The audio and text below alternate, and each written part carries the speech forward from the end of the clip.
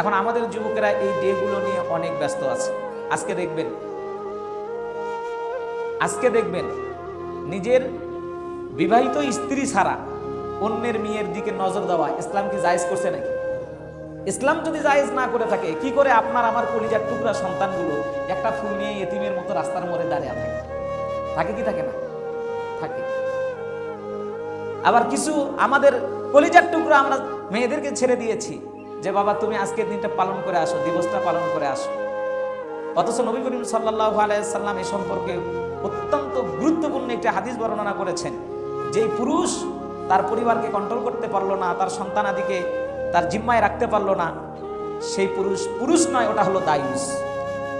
সুবহানাল্লাহ না নাউজুবিল্লাহ। আর দায়ুসের জন্য নবী করিম সাল্লাল্লাহু আলাইহি সাল্লাম বলেছেন, আর দায়ুসু লা ইয়াদখুলুল জান্নাহ, দায়ুস কখনো আল্লাহর জান্নাতে প্রবেশ করতে পারবে না।